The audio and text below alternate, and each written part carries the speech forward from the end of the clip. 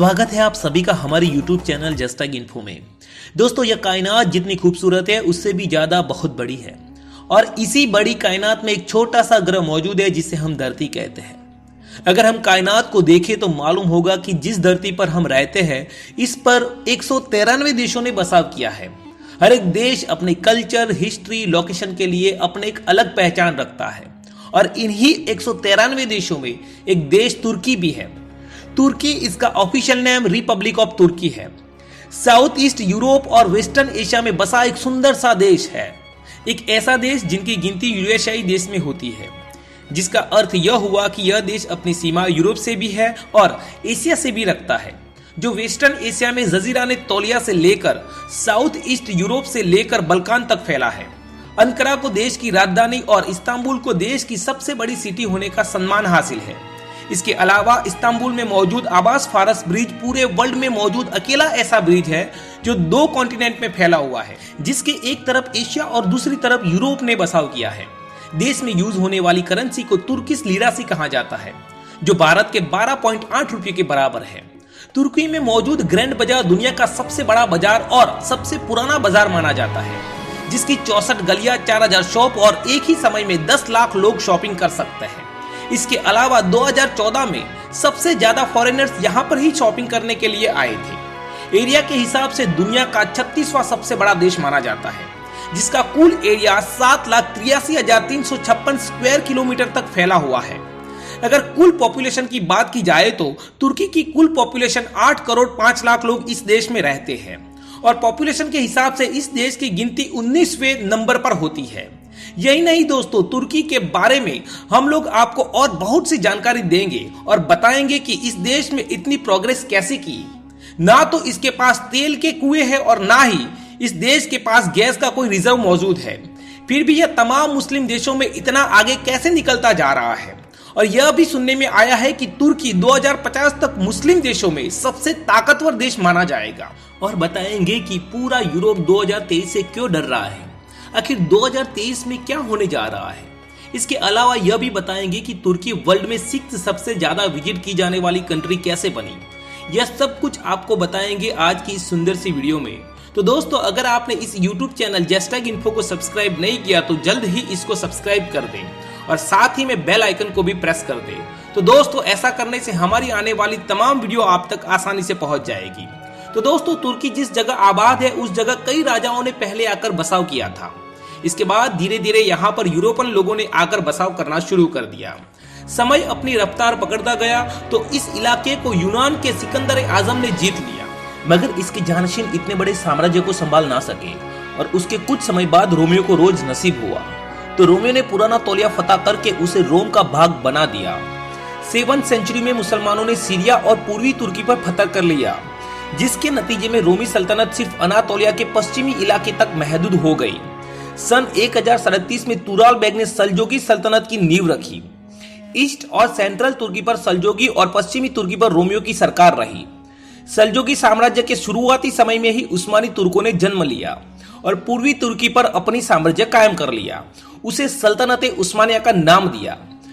16वीं और 17वीं सदी में सल्तनत उस्मानिया एक पावरफुल फोर्स बनकर उभरा।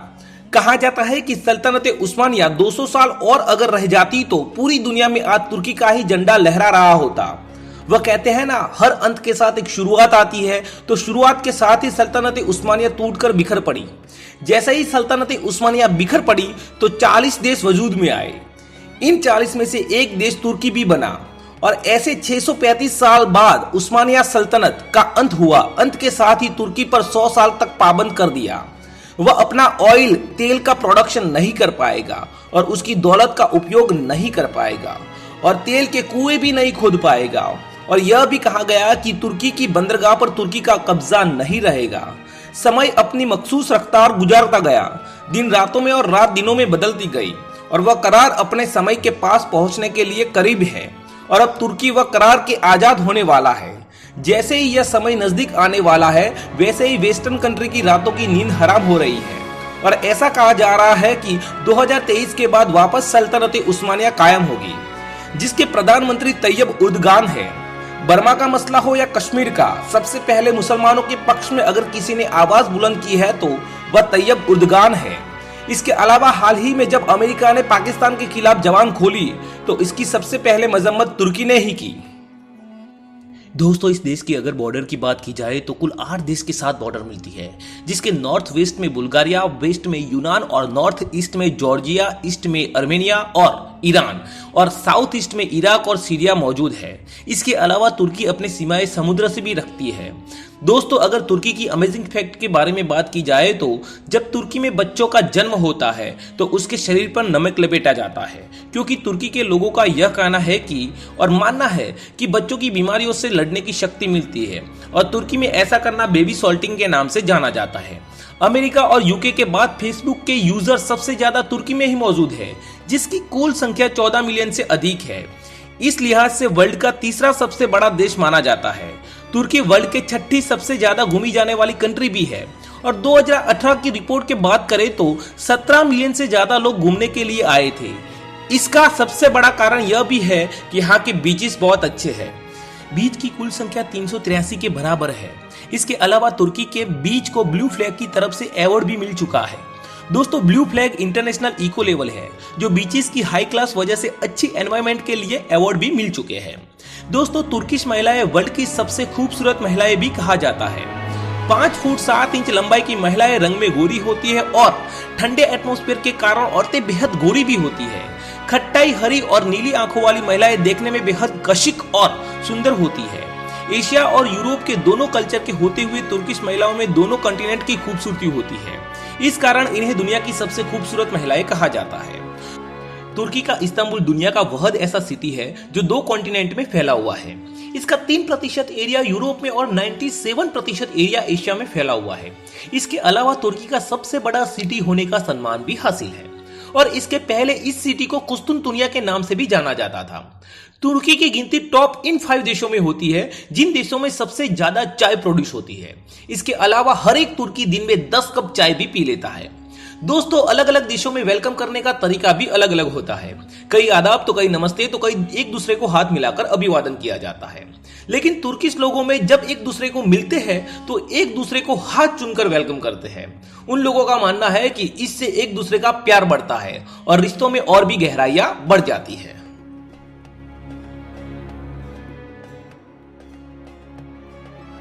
पूरी दुनिया की तुलना में तुर्की हेजलनट का उत्पादन करने वाला सबसे बड़ा देश है।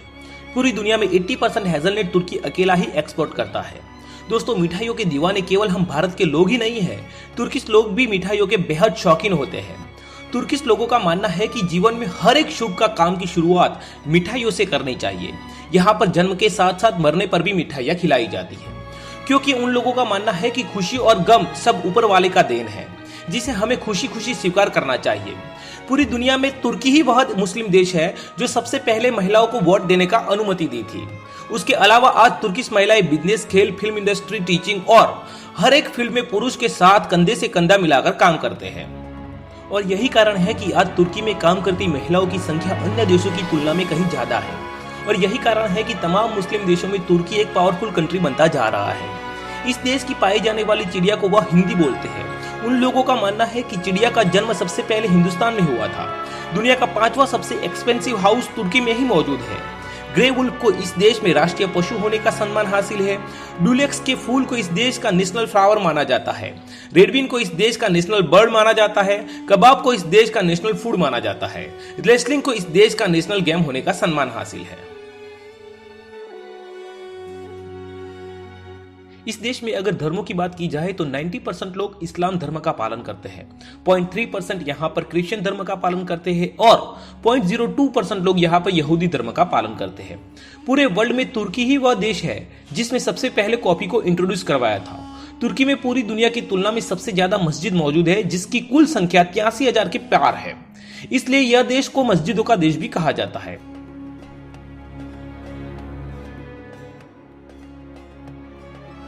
इसके बाद तुर्की टमाटर का उत्पादन करने वाला चौथा सबसे बड़ा देश है, जहां पर एवरेज 11 मीट्रिक टन टमाटर का उत्पादन किया जाता है। इस देश में एवरेज लाइफ 72 ईयर मानी जाती है। इस देश की अगर इकोनॉमी की बात की जाए तो इस देश की इकोनॉमी 2.4 ट्रिलियन US डॉलर है और इस हवाले से इस देश की गिनती 13वें नंबर पर होती है। तुर्की की अगर एक्सपोर्ट की बात की जाए तो हर साल 117 बिलियन डॉलर की एक्सपोर्ट होती है, जिनमें textile, fibre, yarn, iron, steel, तंबाकू और मशीनरी की चीजें शामिल है। तुर्की की कॉलिंग कोड +90 और डोमेन नेम .tr है। इस देश में सबसे ज्यादा बोली जाने वाली भाषा तुर्किश है। इसके अलावा और भी भाषाओं का उपयोग किया जा रहा है, जिनकी कुल संख्या 35 के लगभग है। तो दोस्तों, यह थी तुर्की के बारे में सुंदर सी जानकारी से भरी हुई सुंदर सी वीडियो। अगर आपको यह वीडियो अच्छी लगी हो तो यह वीडियो को लाइक के साथ साथ अपने फ्रेंड्स और फैमिली के साथ शेयर भी जरूर कीजिएगा। और अगर आप फेसबुक पे है तो हमारा पेज #info लाइक कर सकते हैं। और कमेंट बॉक्स में यह भी बताइएगा कि अगली वीडियो कौन से देश पे बनाई जाए। तो मिलेंगे कई नई देश के जानकारी के साथ। अपने दोस्त मकबूल अली को दीजिए इजाजत।